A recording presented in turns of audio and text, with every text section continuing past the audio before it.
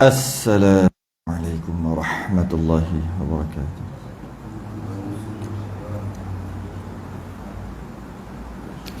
Innal hamdalillah nahmaduhu wa nasta'inuhu wa nastahdihi wa nastaghfiruh.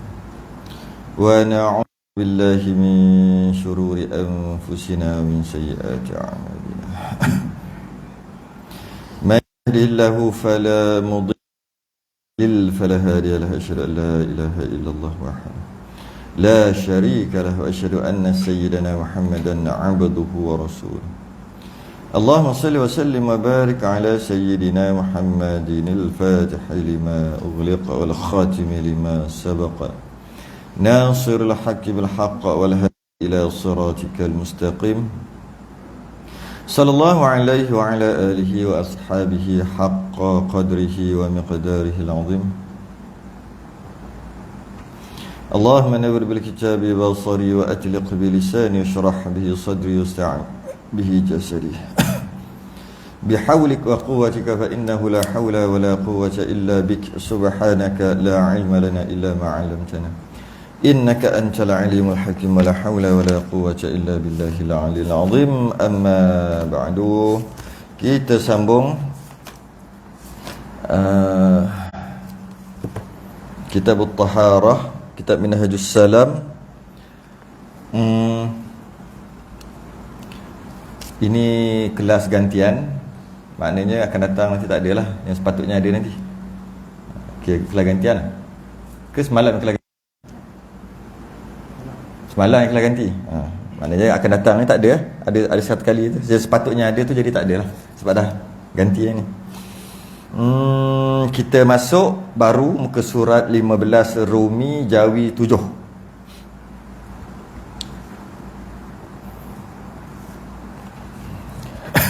Kitab At-Taharah.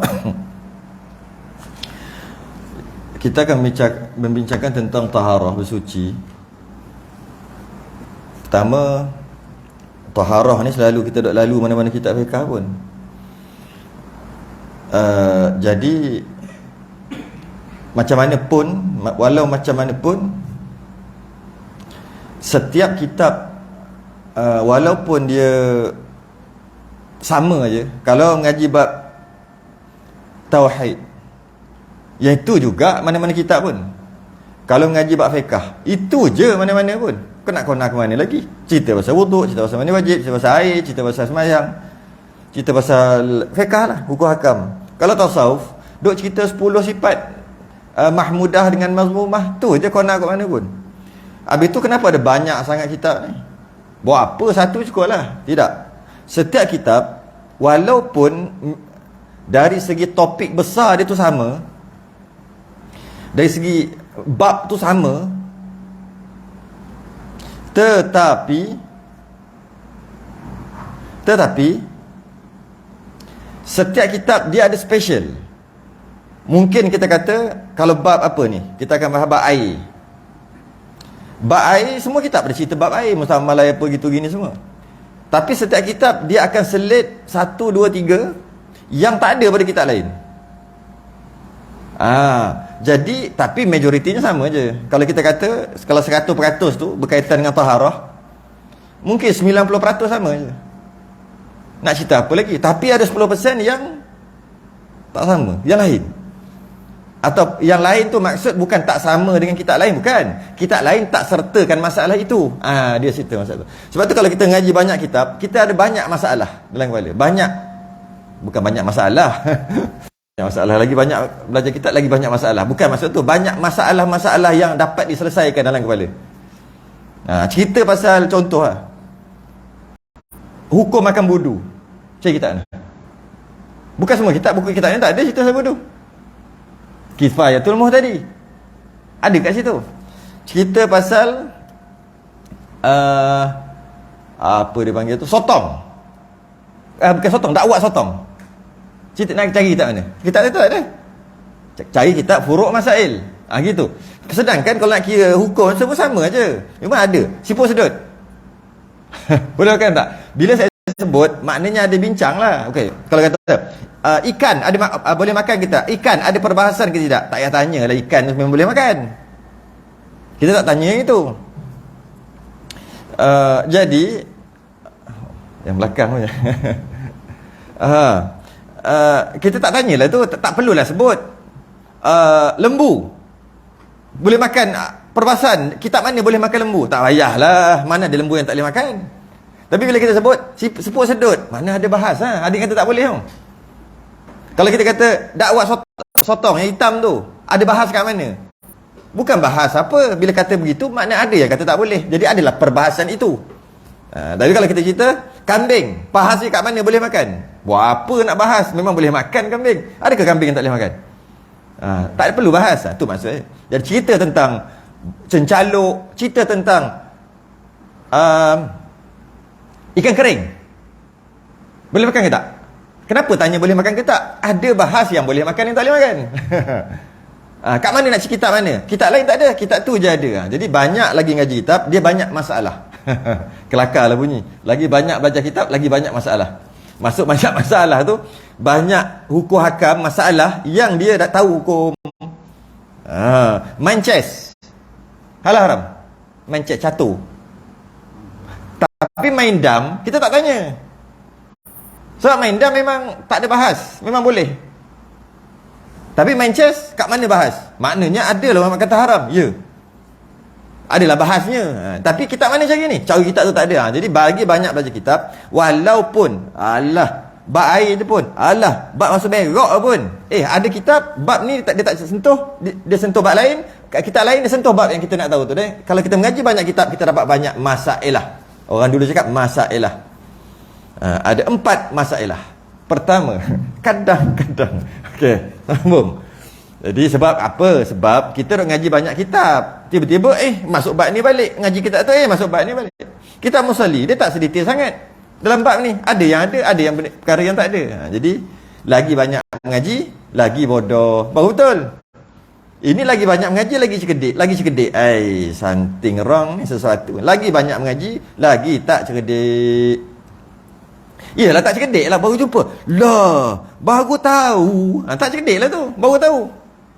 Tu orang kata lagi banyak belajar, dia makin kurang komen orang.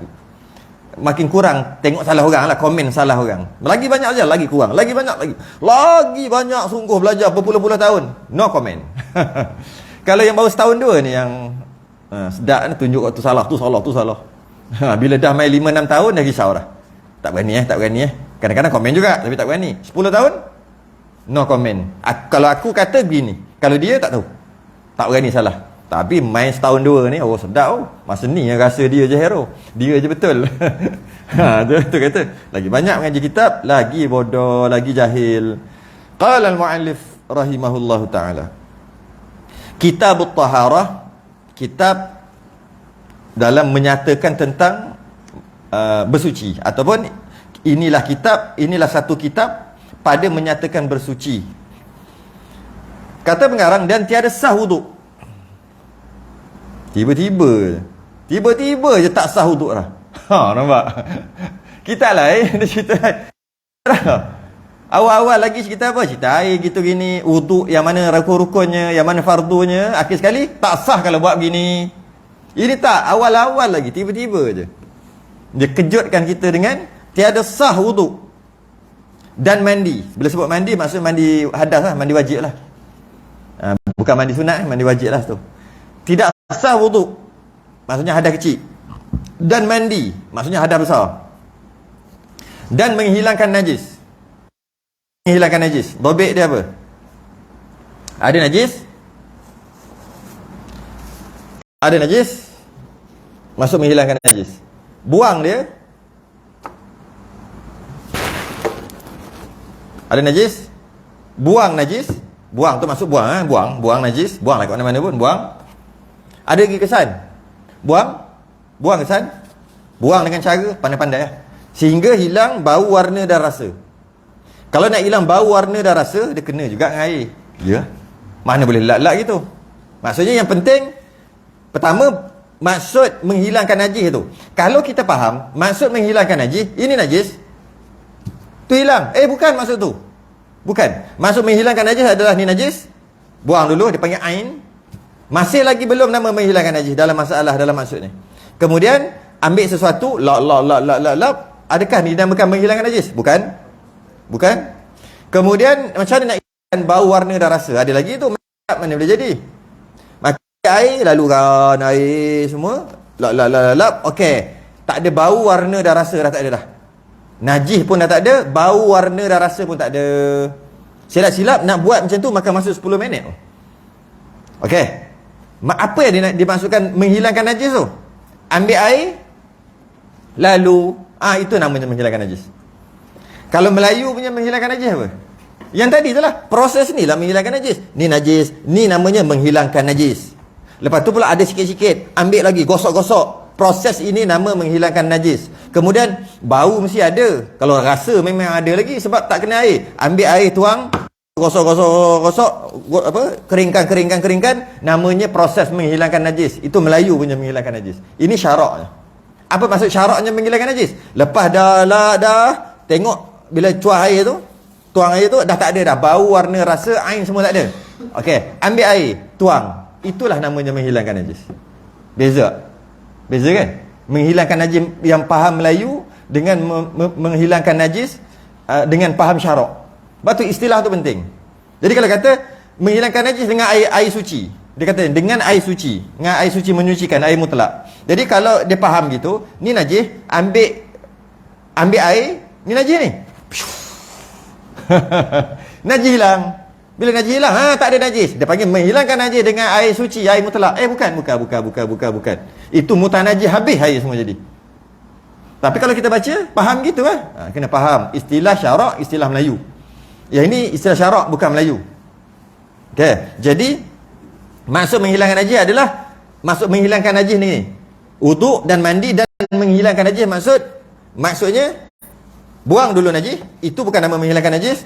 Lap, itu nama bukan menghilangkan najis. Ambil air bawah sikit, gosok-gosok hingga hilang bau, warna dan rasa, itu masih lagi bukan nama menghilangkan najis. Ambil air pula, tuang, rata semua, baru namanya menghilangkan najis. Itu bukan menghilangkan najis, Melayu cakap. Ya, Melayu cakap tu bukan menghilangkan najis. Itu dia panggil apa? Lalu air dekat tempat bekas najis. Bekas tak boleh. Bekas mesti ada lagi. Lalu air tempat, macam nak cakap? Apa Melayu punya maksud ni? Kalau kata lalu air dekat bekas najis, maknanya ada bekas lagi najis. Najis tak ada dah. Lalu air di tempat yang asalnya ada najis, kemudian telah tiada. Allah, panjangnya. Itulah. Itulah maksudnya. Kelakar je. Itu maksud. Dengan silap faham ni, maka habis silap faham penyucian. Tengok Allah, macam ni cuci. Menghilangkan najis dengan air mutlak. Ada kencingan atas lantai, ada. Ambil air, jiru. Air tu, air kencing tu okey, dia menghilangkan najis dengan air mutlak tu. Salah faham. Okey, jadi dan tiada sah wuduk dan mandi wajib dan menghilangkan najis dengan maksud tadi, melainkan yang mana? Dengan air yang suci menyucikan, iaitu air mutlak lah. Yang mana ni? Yang basuh yang last tadi, yang dah hilang dah semua najis, bau, warna dan rasa semua, itu. Yang itu mesti air mutlak. Ketika menyucikan, proses penyucian yang kita panggil tadi tu, tak pakai air mutlak pun tak apa. Ketika ambil najis tu, tak pakai air mutlak. Lepas tu ambil wet tissue tu pula bau wangi. Wet tissue tu ada macam-macam bahan kimia, alkohol lah, apalah, tak ada masalah. Malah ambil air najis, tuang kat situ, cuci pun tak ada masalah. Tak ada masalah. Sebab yang kita nak menghilangkan ni nanti last. Bila dah tak ada najis, bau, warna dan rasa, masa tu mutlak. Dalam proses tu tak ada masalah. Sebab tu dalam nak menyucikan kulit yang kita akan bahas nanti, boleh je pakai tahi burung merpati. Orang dulu pun pakai tahi burung merpati je. Nak menyucikan apa-apa perkara yang mana dia menggunakan najis untuk cuci. Menggunakan najis untuk cuci. Tak apa. Tapi mesti menghilangkan najis dengan air mutlak. Iaitu lepas dah guna najis tu semua dah, buang najis, tak ada bau, warna dan rasa, lalukan air. Itu namanya menghilangkan najis. Itu namanya menghilangkan najis dengan air mutlak. Jadi dan tiada sah wuduk dan mandi dan menghilangkan najis Okey, faham meninggal najis tu? Melainkan dengan air yang suci menyucikan. Kita panggil air mutlak. Iaitu, apa maksud air mutlak? Air mutlak pula, iaitu tiada jatuh najis padanya. Ini takrif lah air ni. Apa maksud air mutlak? Kalau takrif je biasa kita belajar ngaji. Ni lain takrif. Air mutlak adalah air apa? Suci menyucikan memang. Air mutlak adalah air yang suci dan menyucikan. Gitu je kot. Kan? Apa lagi nak kata takrif dia, definisi dia. Tengok definisi ni cantik. Lain ni dari sini. Ni tak ada kita lain. Definisi air mutlak adalah air tidak jatuh najis padanya, tak kena najis. Tak masuk najis dalam tu. Okey? Dan tiada bercampur ia dengan suatu benda yang suci, dan dia tak masuk yang suci, benda yang suci. Bila maksud dia tak masuk benda yang suci adalah bila, macam mana kita tengok yang masuk benda yang suci, macam mana? Dia masuk sesuatu, masuk ke benda yang suci ke dalam air itu akan berubah. Kita tahulah air itu telah masuk benda yang suci. Sebab yang masuk tu suci. Ambil senang, kopi. Air masuk kopi, berubah. Kita tahu air itu telah berubah dengan benda suci. Okay. Air mutlak adalah air yang tak berubah dengan benda suci. Air yang tidak berubah dengan benda suci. Tu. Yang tiada berubah ia dengan suatu daripada benda yang suci. Dia tak berubah. Kalau berubah, bukan mutlak. Istilah yang dipanggil air mutaghayyir. Air mutaghayyir. Air yang berubah dengan benda suci. Istilah dia mutaghayyir. Kalau dia berubah dengan najis, air mutanajis.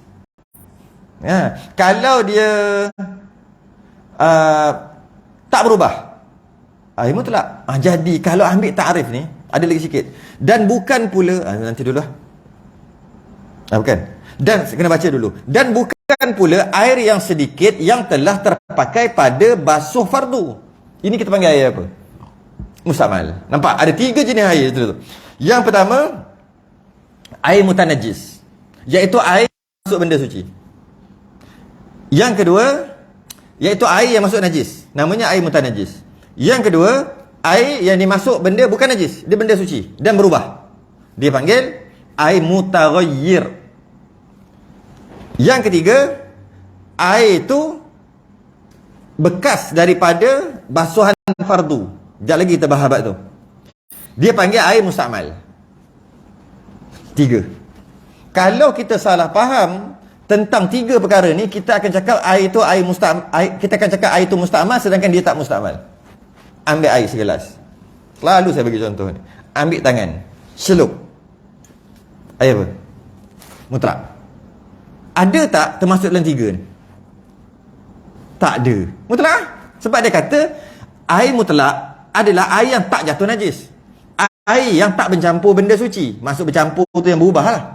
Sebab tangan kita pun suci, bercampur benda suci. Itulah yang buruk. Tangan kan suci, campur jadi mustamal, jadi air mutaghayyir. Tak, bila bercampur tu berubah lah. Kalau tak berubah, campur, tak nama bercampur. Tu tak nama bercampur. Ataupun kita kata sebati, larut. Dia larut, dia jadi berubah.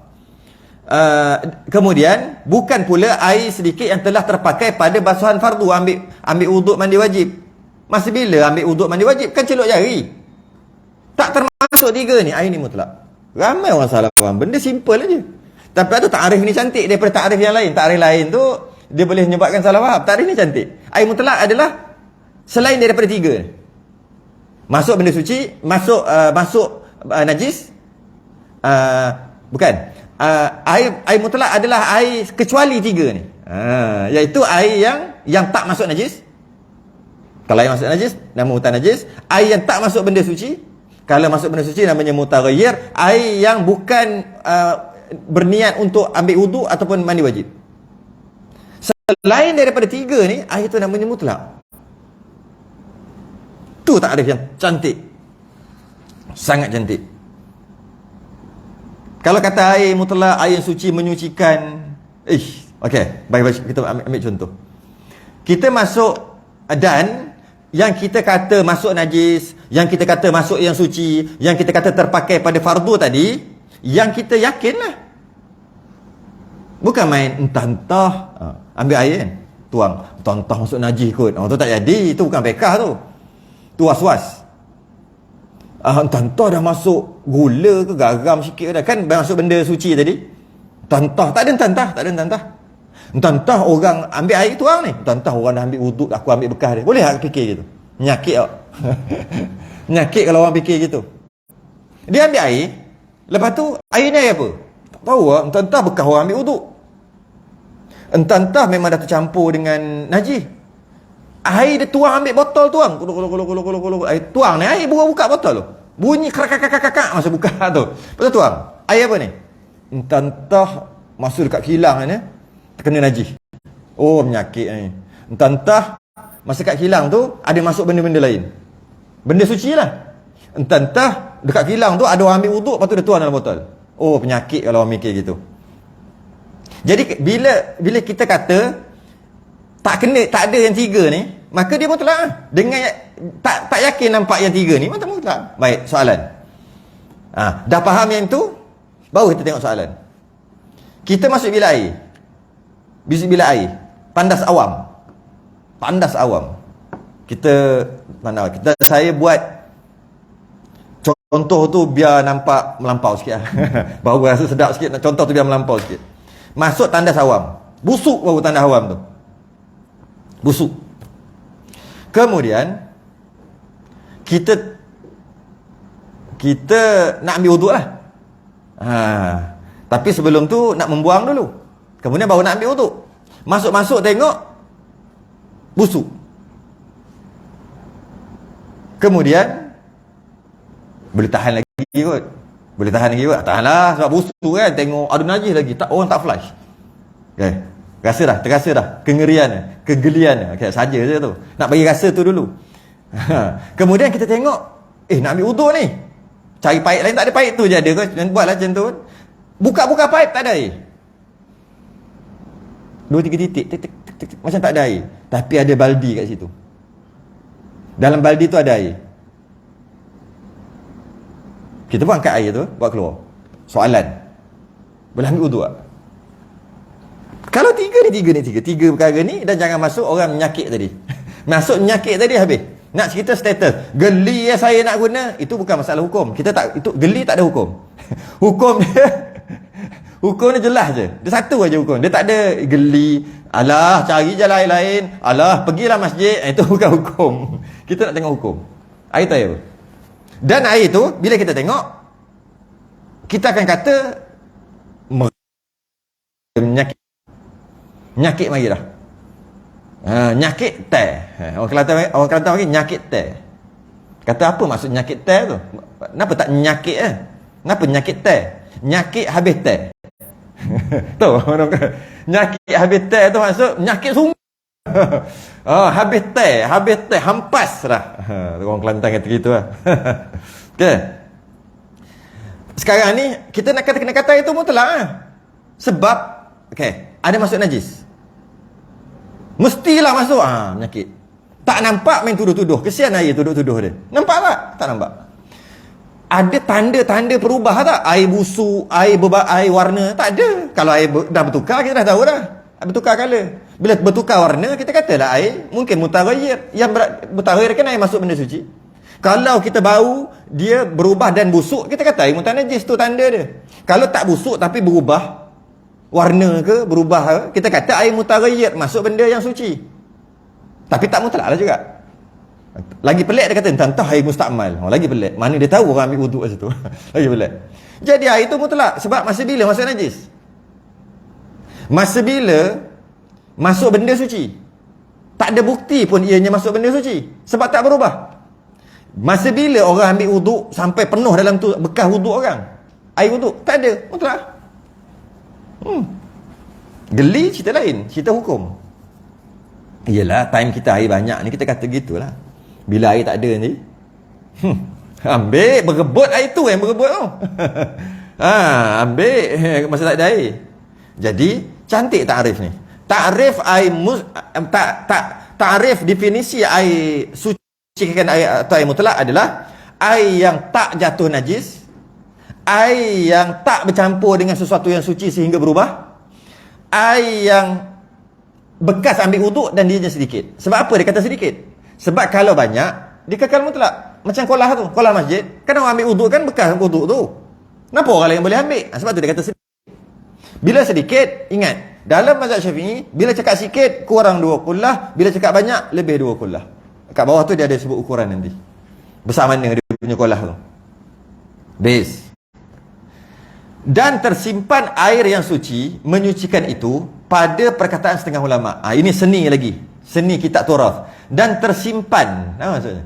Dan tersimpan air yang suci. Mana air suci tu tersimpan dekat satu tempat. Oh, salah faham. Tapi tak kisah sebab dia cuma sekadar bunga ayat aja. Dia bukan hukum penting. Dia cuma bunga ayat. Dan tersimpan air yang suci. Dan air suci itu tersimpan. Maksudnya dia duduk dalam bekas lah. Macam mana?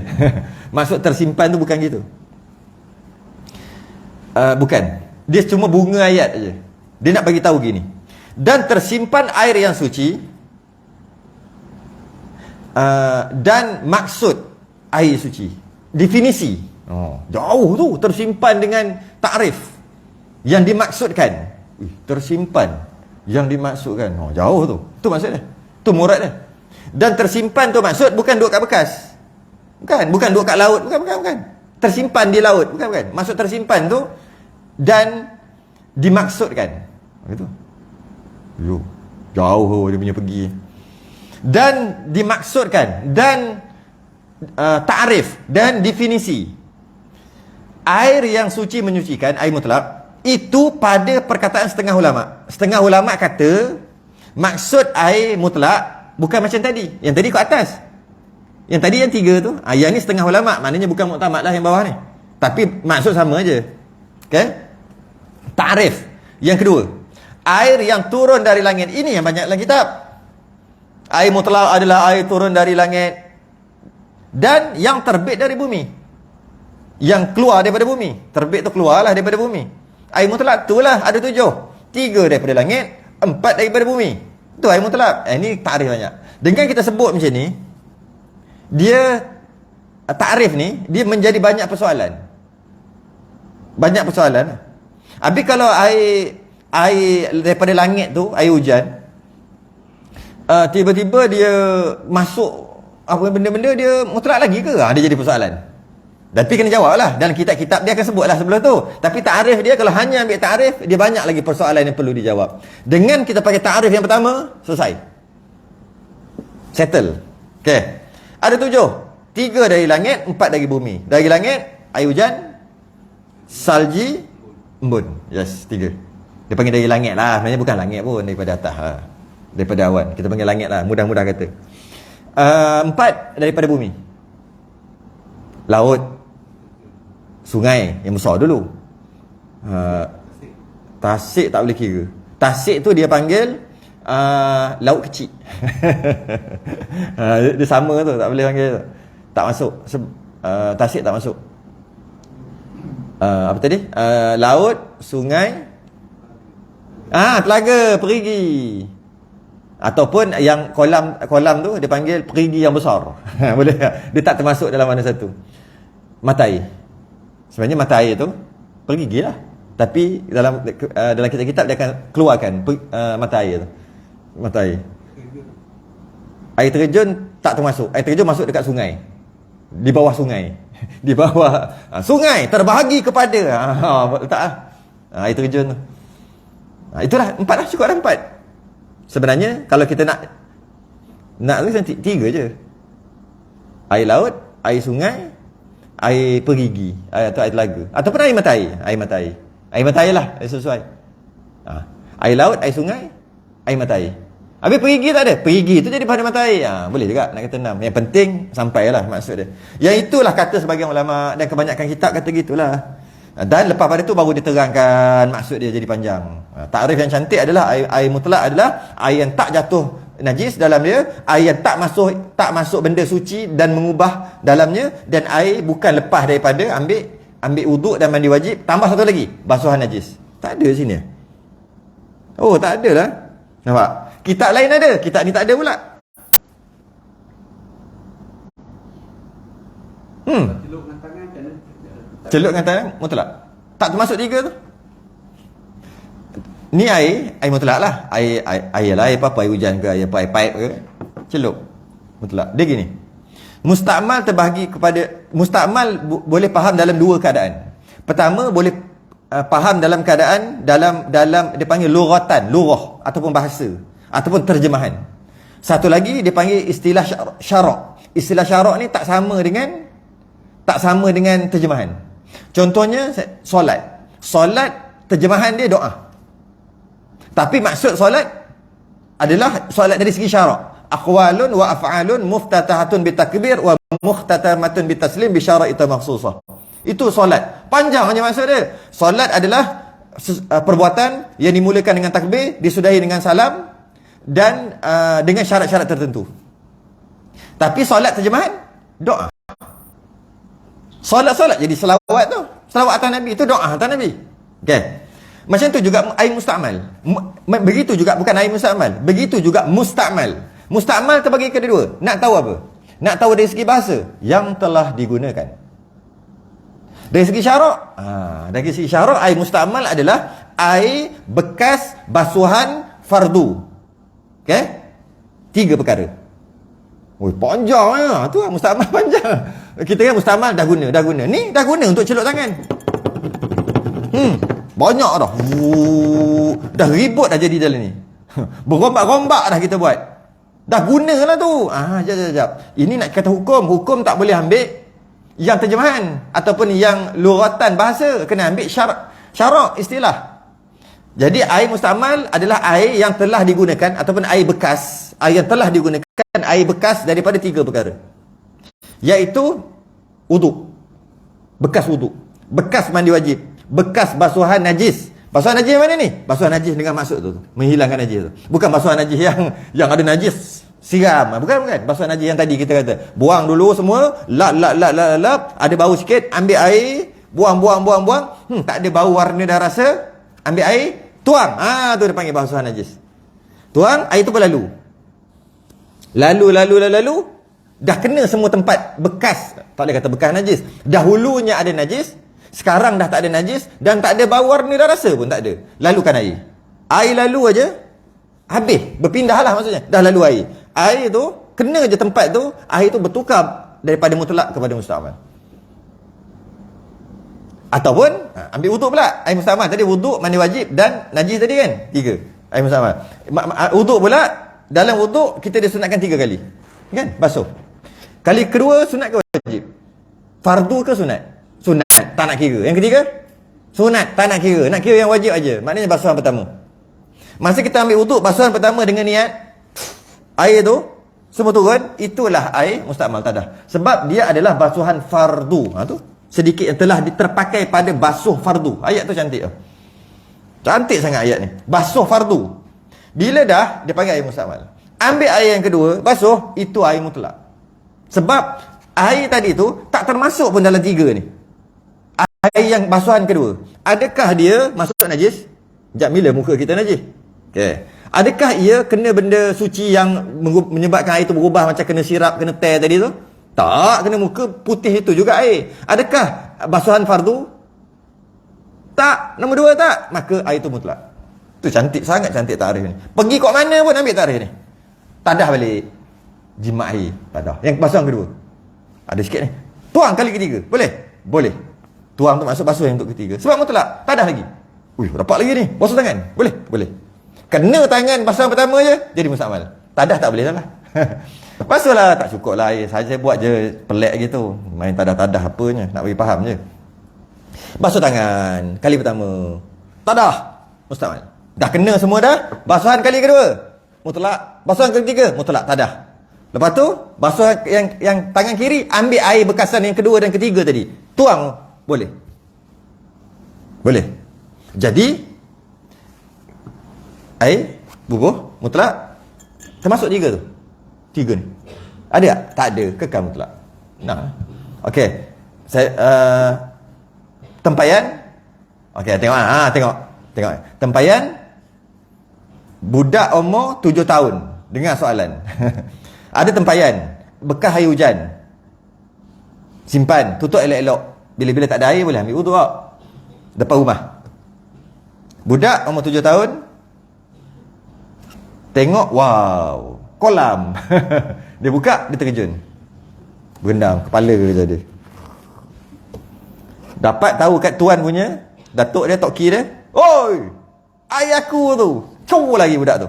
Biarlah. Soalan. Air apa dalam tempayan? Senang aja. Berubah tak? Tengok dulu. Bau. Bau apa? Bau tai. Budak tak usah berak ke apa? Habis bau tai. Tak ada air putih elok je. Biasanya putih gitu je. Ada jatuh najis tak? Yang tadi dengan yakin tadi, ada nampak tak jatuh najis? Nampak jatuh orang dalam tu. Orang masuk, mana ada najis?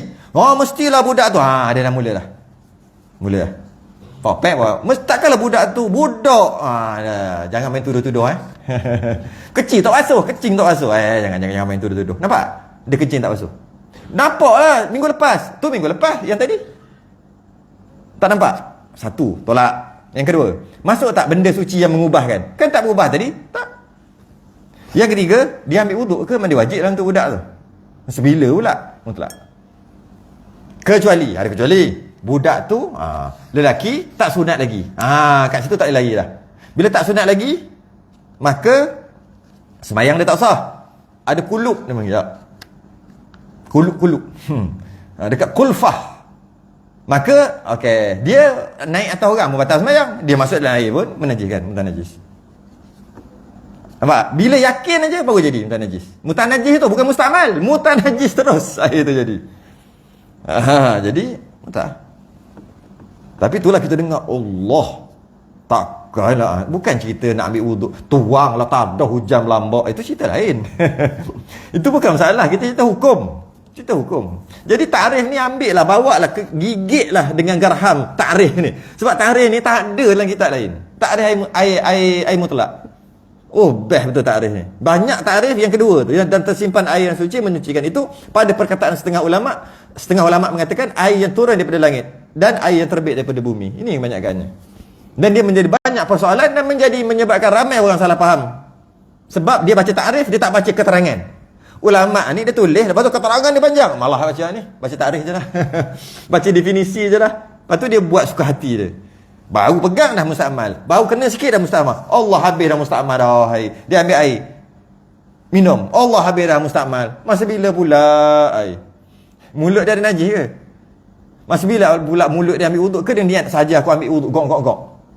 Masa bila? Tak ada pun. Mutlak lah. Kita ni kak. Jadi kalau ambil wuduk lah. Boleh? Dalam gayung. Ambil wuduk dalam gayung. Ambil wuduk dalam gayung. Ni gayung. Celup. Tengok tengok keadaan. Dia tengok keadaan. Okey. Sama. Oh, cantik betul juga. Cantik. Takrif ni memang kita boleh terus pakai dekat gayung. Salah gaya, tak kena gaya, dia jadi tak boleh pakai. Bukan mutlak. Tak kena gaya dia jadi mutlak. Tak kena gaya dia tak jadi mutlak. Bila tak jadi mutlak musta'mal lah, apa lagi kan? Takkan tiba-tiba mutanajis kot, kan? Takkan tiba-tiba jadi aitai kot, lagi pelik. Okey. Like cantik dengan takrif. Kita guna takrif ni untuk kita tengok gayung. Payah kan? Ni sedap sikit konon-konon gayung. Gayung kan? Gayung ni. Okey. Kita nak ambil wuduk. Kita buat apa dulu? Kata celup Apa? Celup lah. Celup. Niat wuduk kat situ Nak celup ni? Dah celup dah pun? Belum niat. Mana niat wuduk kat muka lah? Belum. Nampak? Tak boleh. Jangan nak wuduk lah tu bukan? Niat mesti di muka. Air kena muka baru niat. Bukan dekat tangan. Bukan masa celup. Kalau masa celup, mazhab Syafi'i tak sah wuduk tu. Macam biasalah, macam sembahyang lah juga. Dia niat kat belakang. Mana sah? Tunggulah masuk Allah tu. Masa itu, masa air kena muka, masa tu baru niat. Masuk air. Tak wuduk lagi. Baru nak wuduk, niat wuduk tak ada lagi. Maknanya celup, namanya celup. Celup tadi termasuk tak dalam tiga ni? Mana ada? Najis, tangan? Tak ada. Berubah dengan benda suci? Tak ada. Bekas terpakai pada basuhan fardu? Fardu apa aku tak ambil lagi baru nak celup. Okey, celup. Lepas tu kita buat slow motion lah. Konon-konon dia tak jatuh lah. Kalau buat lambat-lambat dia habis dulu. Hai, dah sampai kat muka air dah habis. Buat slow motion, ambil. Okey, slow motion ni. Ada ni. Kalau ambil dua pun boleh tak? Ambil dua lah. Okey. Lepas tu? Buat apa? Beritahu lah nak buat apa. Kita nak tengok tak ada ni. Nak letak ni. Masih dah ada niat? Belum lagi. Kena niat tak? Niat. Air tu mustakmal lah. Mestilah. Tadah tu mustakmal lah semua. Kata tak? Kena tahu kata tak dulu. Kata lah. Tak kata lagi. Jadi panjang pula. Katalah. Kata. Sekali dah kata. Sebab kalau kata tak kata, dia panjang balik. Kata dah. Kali pertama. Maknanya terangkat lah. Kat muka. Dah masuk lah. Sekali. Habis kali kedua sunat ke wajib? Sunat kan? Maka muka dah terangkat. Okay. Lepas muka apa? Tertib dia tu. Lepas muka, tangan. Dia celup. Tangan kan? Bahagian tangan. Tapi dia nak basuh muka. Tapi lepas muka tangan. Lepas muka sekali, tangan terus. Cuma sunat 3 kali. Masa dia celup, habis. Air tu mustakmal. Sebab tangan dah basuh. Tangan dah kena air. Mustakmal semua. Tak boleh kalau macam tu. Tak boleh lah kalau macam tu. Habis tu macam mana nak bagi boleh Sebab ada hadis kata Nabi celup. Ada. Mula-mula je Nabi ambil air, tuang, basuh tu dulu. Mula-mula. Sebab takut Nabi bangun tidur. Lepas tu Nabi nak komo. Kita lupa. Komo lah dulu tadi. Ya Allah, basuh muka terus. Komo niat tak wudu? Mana ada? Wudu basuh muka. Kan? Dia komo, celup. Tak ada masalah. Sebab masa bila ambil wudu? Masa bila nak basuh tangan? Kan kita nak komo belum niat wudu lagi. Niat sunat wudu ada lah, tapi niat wudu tak ada. Lepas tu masuk air dalam hidung. Celup, tak ada no problem. Apa lagi nak buat? Tak adalah. Bau tu. Tadi lupa lah. Okey, angkat. Belum lagi niat. Kena. Okey, dah kena dah. Rata semua. Maka terangkat muka. Dia punya turn, tertib dia adalah tangan dah. Cuma disunatkan jangan lagi basuh muka dulu. Lagi 2 kali yang sunat. Dan dia pun nak basuh muka. Tapi turn tangan. Dia pun celup. Mustakmal lah kalau macam tu. Habis tu macam mana nak jadikan dia mutlak lagi? Jangan basuh tangan. Yelah, lepas muka tangan, jangan basuh tangan, basuh muka. Macam mana tak nak basuh tangan? Ada 2 cara. Yang pertama, tuang. Baru tak celup. Tuang. Bukan, macam mana nak basuh muka? Nak basuh muka lagi 2 kali, kan? Basuh 2 kali. Tuang macam ni. Basuh muka. Tuang, kena tuang lah, tak boleh celup. Sebab itu turn tangan. Tangan punya bahagian sekarang ni. Sebab muka terangkat je, tangan terus. Tangan terangkat je, kepala terus. Cuma disunatkan 3 kali. Jadi oleh kerana kita nak buat yang kali kedua, kita celup, automatik tangan ni terangkat atas yang mana kena air. Dan air tu automatik mustakmal kerana dia sikit. Korang 2 kol lah. Bila kita tuang ni. Basuh muka. Tuang. Basuh muka. Lepas tu pula tuang lagi. Sebab apa? Nak basuh tangan lah pula. Kalau celup, mustakmal terus. Tuang. Basuh tangan. Terangkat dah. Kemudian boleh celup tak? Boleh celup. Celup untuk tangan kiri. Tapi tangan kiri tak boleh celup lagi. Tangan kanan je. Terangkat dah. Terangkat. Boleh celup untuk kali kedua, kali ketiga. Boleh celup sampai kaki. Boleh. Sebab apa? Sebab apa tuang? Sebab turn tadi. Masalah tertib. Okey. Dalam kitab-kitab, dia kata ada satu cara lagi. Niat tangan sebagai gayung. Iktiraf. Sebagai gayung. Macam mana niat sebagai gayung? Ketika basuh komo tak payah niat apa? Komo tak perlu niat, masuk air dalam hidung tak perlu niat. Masa nak masuk dalam muka, masa cedok tu tak perlu niat apa? Masa cedok tu. Bukan masa masuk muka memang kena niat wudu. Masa cedok tu tak perlu niat apa, ambil aja. Air tu kekal mutlak. Tak termasuk dalam 3 ni. Apabila dah basuh muka sekali, muka terangkat, turn waktu tu, tertib waktu tu tangan. Okay? Tak perlu tuang pun tak apa. Cara selamat gitulah. tuan luar. Boleh. Niat tangan sebagai gayung. Dalam kitab-kitab besar, kitab-kitab kecil baru tulis. Niat tangan sebagai gayung. Atau mudah kata, aku bukan nak basuh tangan. Bukan nak basuh tangan. Bukan nak basuh tangan. Itu saya cakap, bagi nampak ada efek. Efek sikit. Kalau kita tak ada, aku bukan nak basuh tangan. Bukan nak basuh tangan. Bukan. Oh, apa hal dia ni ambil uduk pun. Masa kita nak bagi efek aja. Okey. Bukan nak basuh tangan. Bukan. Aku nak cedok je air. Nak cedok je air. Cup cedok air. Okey. Lepas tu basuh muka. Basuh. Keliru lagi. Bukan nak basuh tangan. Niat bukan nak basuh tangan. Basuh muka. Bukan nak basuh tangan. Cep basuh tangan. Masa cedok tu bukan nak basuh tangan. Bila tu, sekarang baru nak basuh tangan. Lepas tu, perlu tak? Tak perlu. Tangan dah terangkat dah hadas. Celup tak ada masalah. Sebab tak termasuk daripada terpakai pada basuhan fardu. Setiap wuduk kita kena niat sebenarnya. Masa nak basuh muka, kena niat nak basuh muka. Masa nak basuh tangan, kena niat nak basuh tangan. Masa sapu kepala, kena niat nak sapu kepala. Masa basuh kaki, kena niat nak basuh kaki. Kalau tidak, tak sah. Habis tu kita masa nak ambil wuduk, kita niat basuh muka. Time basuh muka je. Lepas tu tak niat dah. Kerana dia telah berada dalam sahaja aku ambil wuduk. Bila sahaja aku ambil wuduk tu, maksudnya muka, tangan, kepala, kaki dah masuk dah. Hakikatnya, setiap anggota yang kita basuh, kena niat. Niat basuh tu. Sahaja aku ambil wuduk dan aku nak basuh muka. Basuh muka. Yang kedua sunat tak apalah. Masa nak basuh tangan, aku tak perlu niat apa-apa, tapi ambil masa basuh tangan tu niat. Ni basuh tangan, wuduk. Kena niat. Macam tu juga sembahyang. Masa nak rukuk i'tidal, kena niat tu. Iaitu sekarang ni nak rukuk. Sekarang ni nak i'tidal. Sekarang ni nak sujud. Kena niat. Tapi kenapa selama ni kita tak niat? Kerana niat tu dah ada secara borong, secara umum dalam sahaja aku solat fardu isyak. Dah ada dalam tu. Sebab tu kita tak payah niat dah. Sebab dah ada dalam tu. Tapi hakikatnya setiap gerakan tu mesti kena niat. Macam tu lah. Sebab tu kalau kita tengah duduk, Rabbik fili warhamni, anak lompat atas kita. Kita baru Rabbik fili warhamni baru. Dia lompat. Kita terus tersujud.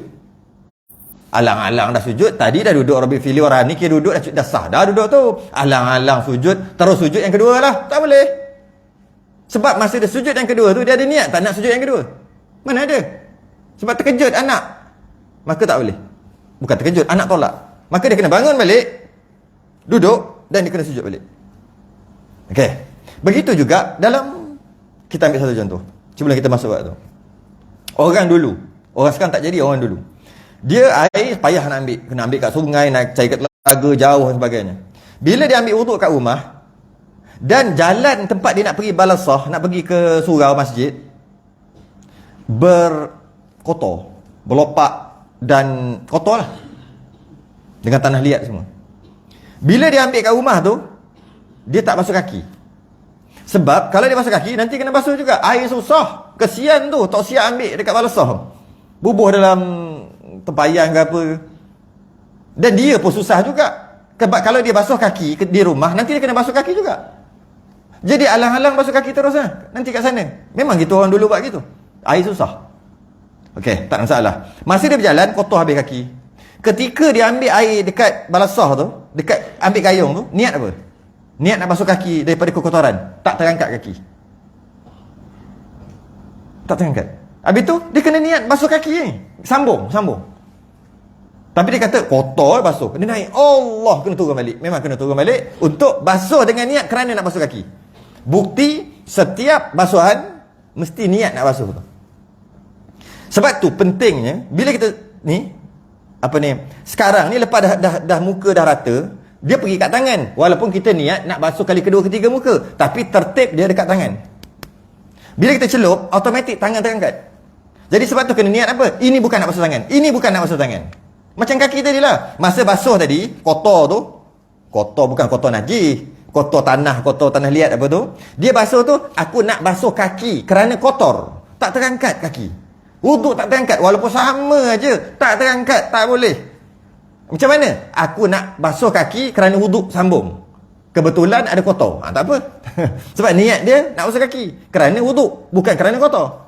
Kalau semata-mata kotor basuh, dia kena basuh lagi dengan niat wuduk. Okey. Jadi macam itulah juga apabila dia celup, Sedangkan itu adalah tangan punya, bahagian tangan waktu tu, sebab muka terangkat automatik tangan. Bila dia celup aja, air tu jadi mustakmal, tangan dia terangkat hadas setakat mana yang kena air. Macam tu tak boleh celup dah lah, air mustakmal mana boleh pakai ambil wuduk. Habis tu macam mana? Ini bukan nak basuh tangan. Macam tadi lah. Boleh tak? Dia pergi masa basuh kaki tu, nak basuh kaki tu, dia pergi, aku nak basuh 2 kali Kali ni nak basuh kotor saja. Boleh tak? Boleh. Bila dia kata niat nak basuh kotor aja, bukan nak sambung wuduk yang dia tak basuh kaki tadi, maka hilang kotor. Wuduk tak terangkat. Tak terangkat. Boleh. Memang gitu pun. Kita tak tahu hukum tu, yang kita dah semua hukum kita tak tahu. Jadi, bila dia niat tak nak, maka tak jadi. Aku tak nak. Aku tak nak ambil wuduk, aku tak nak sambung. Dia tak jadi. Aku tak nak basuh kaki ni. Ni bukan basuh kaki wuduk, ni basuh kaki kotor. Boleh. Tapi tak terangkat lah. Macam tu juga. Aku bukan nak basuh tangan. Bukan. Nak codok je. Codok. Niat gitu. Dia panggil, dalam kita dia panggil niat tangan sebagai gayung. Cuma penjelasan tu kena tepat lah. Kalau tidak, niat tangan sebagai gayung macam mana? Tu kan. Tu maksud dia, niat tangan sebagai gayung. Bukan nak ambil wuduk ni. Bukan nak basuh tangan. Bukan nak basuh tangan. Bila ni? Kenapa ketika nak basuh muka, kali pertama, tak ada niat gitu? Kenapa ketika nak komo, tak ada niat gitu? Ketika nak celup air komo, masuk air hidung, tak ada niat macam tu. Sebab itu bukan turn tangan. Nak basuh tangan pun tak sah. Sebab tangan mesti muka dulu. Muka tak basuh lagi, baru nak komo. Tak perlulah niat. Habis nanti terangkat lah. Mana boleh terangkat tangan dulu? Kena terangkat muka dulu. Tertib. Jadi bila dia celup, untuk dia basuh muka, tak perlu niat apa. Sebab muka punya turn sekarang ni. Muka yang kali pertama. Kena. Rata dah. Okey, turn dia sekarang ni, tangan. Nak buat muka, bukan nak basuh tangan. Kalau kita, aku niat tangan sebagai pencedok saja, gayung. Sebagai pencedok, bukan niat nak basuh tangan. Tu. Kena basuh muka. Sama lagi yang kedua. Niat, bukan nak basuh tangan. Basuh muka. Niat, bukan nak basuh tangan yang tu. Baru basuh tangan. Kat luar. Ni baru nak basuh tangan. Masa dah sampai air kat sini, baru nak basuh tangan. Terangkat hadas kat sini. Tak boleh niat dah lah. Sebab tangan dah terangkat hadas. Celup. Mutlak. Baik. Tangan ni pula. Okey. Dua-dua dah terangkat. Sekarang nak buat 3 kali. Tak payah niat apa dah. Ambil.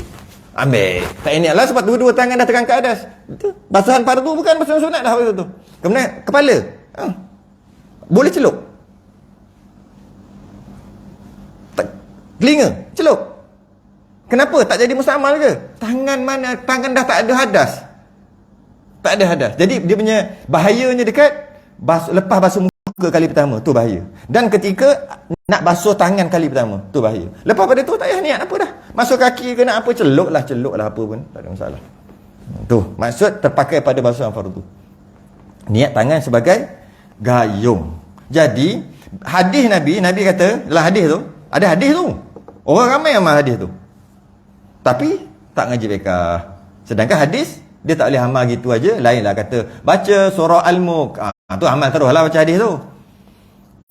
Zikir 3 amal teruslah. Tapi kalau hukum-hukum jangan. Dia kena lalu ikut mesin fiqh nama dia. Ambil lembu, boleh makan tak?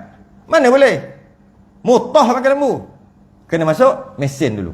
Sembelih, masuk mesin, jadi burger. Boleh makan? Belum lagi. Kasih masak dulu. Baru boleh makan.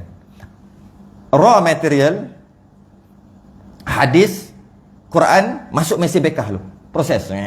Siapa ada mesin fiqh ni? Imam Syafi'i. Ambil gitulah kalau mazhab Syafi'i. Atau para ulama. Dia ada mesin. Kita tak ada mesin. Proses, keluar. Jadi burger. Baru makan.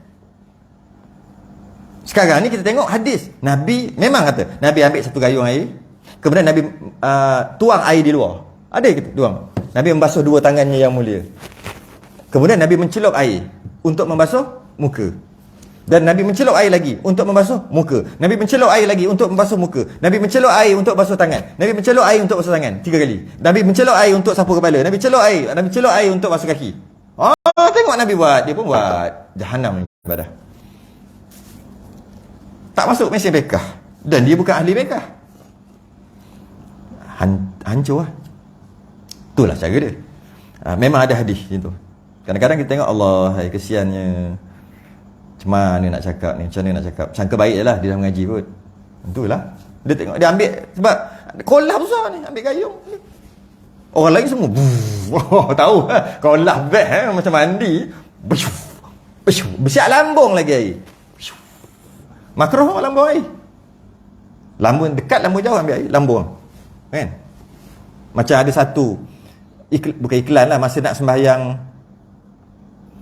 masa masuk waktu Zuhur ke Asar gitu, dekat TV mana lupa dah, 9 ke apa, dia buat lah kan, masa azan tu dia buat lah, orang tu tengah kerja, dia buat bunyi azan kan, masa tu azan Allahu Akbar, Allahu Akbar, dia pun tengok, pergi jalan, nak bagi tahu bagus lah orang ni. Saya pun nak cerita tu, masuk masjid, azan tengah bunyi, masuk masjid, dia pun masuk buka air, dia pun dia buat slow motion, air tu pergi kat muka. Nampak memang gempak lah. Tapi kalau orang amal macam tu, makruh hukumnya, baling-baling air gitu. Masa tu ambil gitu, baling tu kan. Janganlah buat gitu. Janganlah main baling-baling gitu. Tak boleh, makruh. Tengok yang ni apa, kalau air yang ni masuk untuk apa ni, fardu, terpakai pada basuh fardu. itu adalah bercampur mandinya kat dia sama. Okey. Contoh kalau kita mandi aja. Mandi biasa lah. Mandi. Kan kita tak ada air putih sebagai masih di dalam mutlak. Ya. Mutlak. Ada hadis lagi. Nak tengok hadis. Ada hadis lagi. Saya tak hafal lah. Kalau orang hadis dia akan hafal, tahu gitu, Bukhari gitu gini. Kita bukan ahli, kita tak hafal lah. Cuma ada, memang ada. Nabi mandi bekas daripada Nabi guna wuduk bekas daripada mandi Sayyidatina Aisyah. Air mungkin kurang waktu tu, dia tadah, ambil wuduk. Wah, tak apa bang, lepas ni mandi saya nak ambil wuduk pakai macam tu. Hai, jangan buat hal. Dia cukup syarat ni. Pertama, dia keting tadi, begok tadi, basuh tak? Kalau kroh-kroh kat situ, air tu pun tak najis dah. Sebab yakin yang tadi lah. Kalau mandi, okey, dekat badan ada najis tak? Mana ada? Tadi baru semayang. Bila semayang kat badan tak ada najis. Sekarang nak mandi, panah. Mandi panah. Mandi sebab tak selesa kan? Panas. Masuk bilik air. Sekarang ada najis tak kat badan? Tak tahulah ada ke tidak. Sekejap. Kalau semayang sah tak? Sah. Maknanya tak ada najis tu. Janganlah tiba-tiba jadi was-was pula. Macam sekarang ni, ada najis tak? Nak semayang lagi ni. Kita kata tak ada lah. Tapi bila nak mandi je dia jadi was-was. Mandi. Bila mandi maknanya tak ada najis dekat kita. Tu. Dan kita tak berniat pun nak angkat hadas besar. Dan tak berniat nak wuduk ketika mandi tu. Tak niat mandi wajib, tak niat wuduk. Dan kalau kita semayang, boleh semayang dengan maksud tak ada najis. Ataupun kita mandi sunat. Saja aku mandi sunat Jumaat. Saja aku mandi sunat hari raya. Mandi sunat, boleh. Mandi sunat, bukan wajib, bukan basuhan fardu. Patut padah besin, penuh besin tu. Boleh pakai. Jika tidak berubah tadi lah. Masuk benda suci, berubah tak? Bau, warna, rasa, biasanya tak berubah. Biasa tak berubah. Lainlah dia seminggu tak mandi, baru berubah. Jadi mutlak air tu. Tapi soalan yang budak tadi, budak kita masuk budak lelaki yang tidak sunnah lah.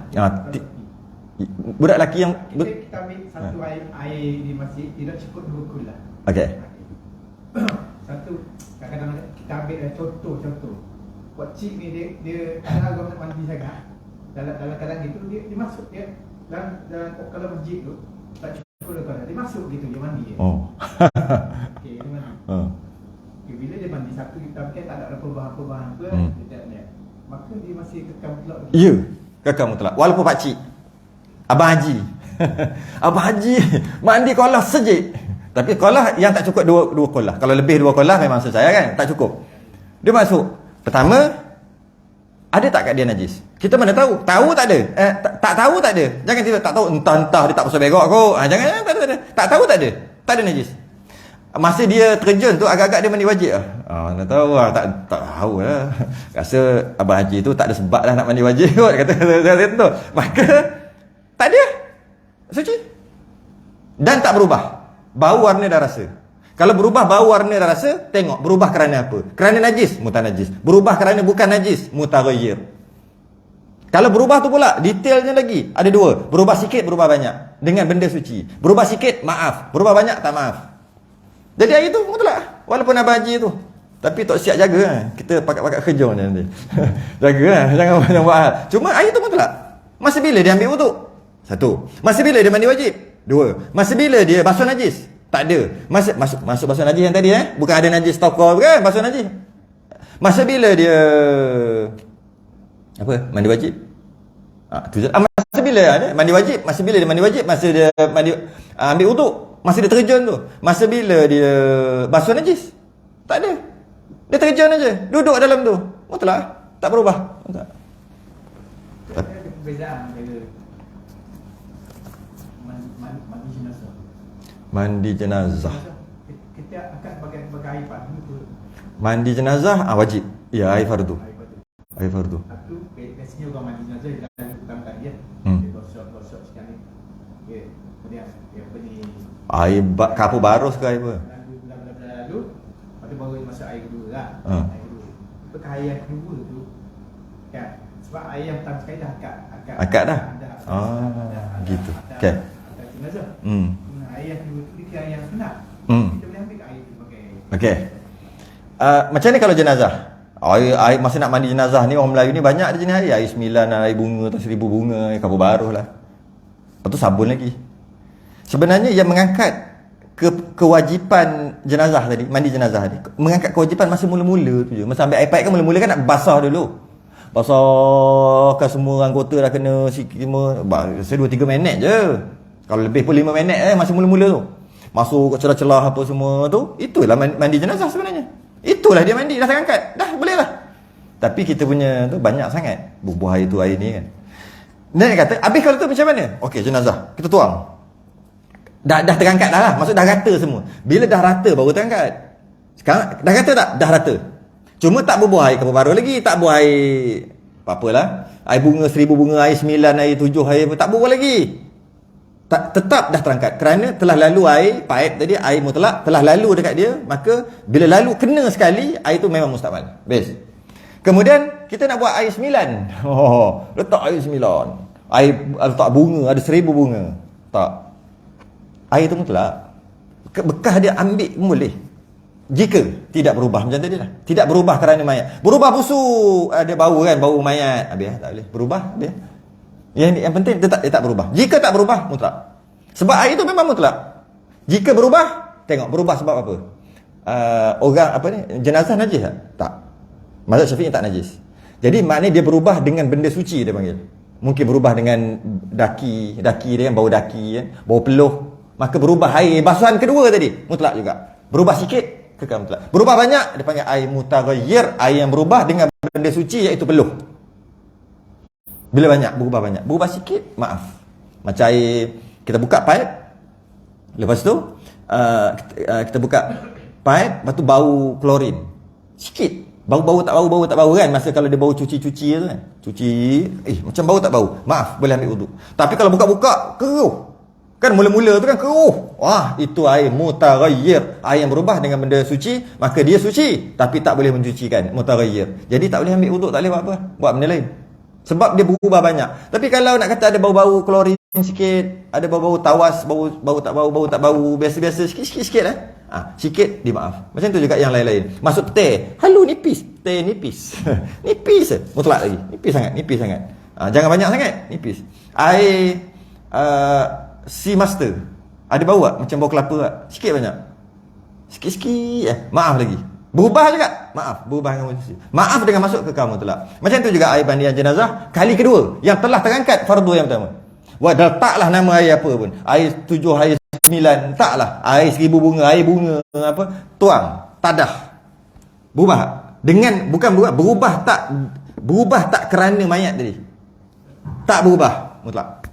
Ambil air tu boleh mandi sekali lagi untuk sunat. Untuk sunat kan 9 kali kan apa boleh. Ambil wuduk pun boleh. Cuma kat situ dia ada kegelian sikit. Ya. Tapi kita anggap okey, masa mandi wajib.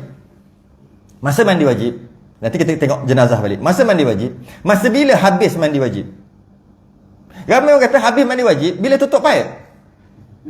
Ada kata mandi habis mandi wajib, gila langkah keluar ambil kain tuala. Ada kena mengena pula habis mandi wajib dengan kain tuala. Buatnya orang tu tak ada kain tuala, tak habis-habis mandi wajib. Masa bilakah sempurna ataupun habis sempurna mandi wajib? Tak silap, lebih kurang seminit paling lama. Habis 15 minit shower tu, 14 minit tu bukan mandi wajib. Mandi sunat, silap-silap mandi makruh. Kena air, mandi wajib, niat, kena air, itulah mandi wajib. Kena kat muka, dah terangkat, kena semua, terangkat, sampai kaki terangkat semua. Dah, seminit aja. Celah-celah semua dah kena, seminit aja. Habis tu yang 14 minit lagi, sabun lah, itu shampoo lah, itu bukan wajib, itu sunat. Silap-silap makruh kerana banyak sangat pakai air. Habis tu mandi wajib tamat bila? Mandi wajib tamat sempurna ketika sempurna kena air. Agak-agak berapa lama kena semua air tu? Seminit aja. Itulah mandi wajib. Bukan ketika ambil kain tuala, bukan ketika tutup paip. Tak ada kena-mengena mandi wajib dengan kepala paip tu. Dia kata, tak habis mandi wajib lagi ni. Dah 10-20 minit tak habis mandi wajib. Buat apa? Dah habis lama dah. Salah faham. Macam tu juga, bilakah habis mandi jenazah? Tunggu angkat, letak dekat kain kapan? Masa nak bungkus tu? Masa nak bungkus lah. Orang tani kata gitu je. Dia kata, dah mapur. Mapur dah. Orang biasa, mapur dah. Bila nak mandi? Mandi lah. Lepas mandi, bukuh, lepas tu kambuh. Orang tu biasa cakap dulu. Tapi sekarang tak ada, orang tak cakap gitu. Mandi, bukuh, kambuh. Macam binatang lah. Okay? Jadi masa bila habis mandi jenazah? Belum habis lagi mandi jenazah ni. Dah 20 minit mengelupah dah kulit. Baik lama-lama jangan main, boleh mengelupah kulit tu. Tak habis lagi ni. Dia kata habis mandi jenazah tu bila angkat, letak dekat kain kapan. Tak ada kena-mengena dengan kain kapan. Bila habis mandi jenazah? Bila kerata semua air, habislah mandi jenazah. Terangkatlah kefarduan. Habis lepas pada tu mandi sunat. Mandi sunat tak berubah air, mutlak.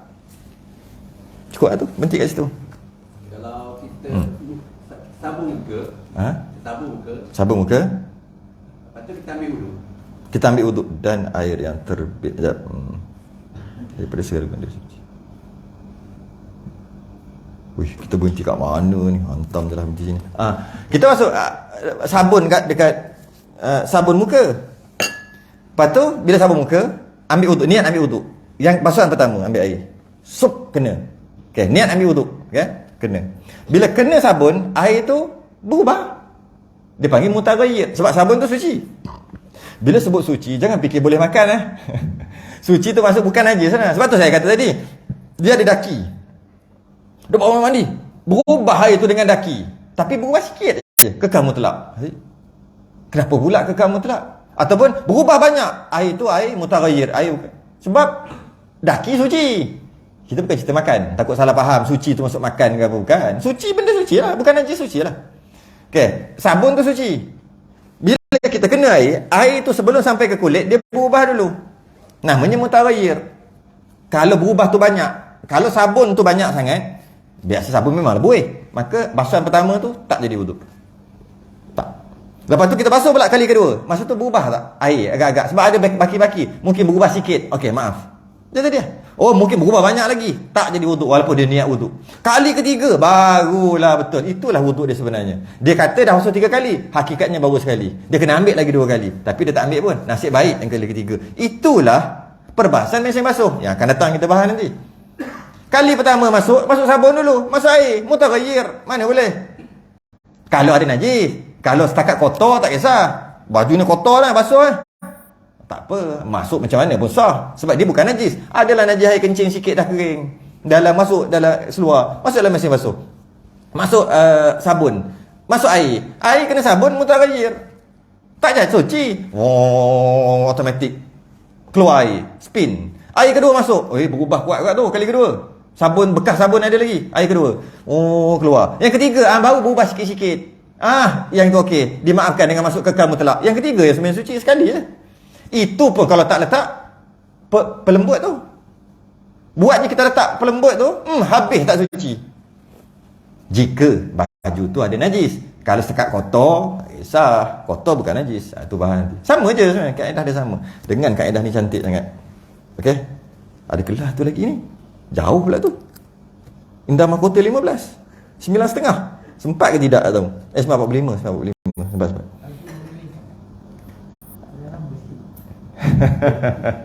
Tangguh dulu. Kita sudah yang tasbih kafarah dan subhanallah.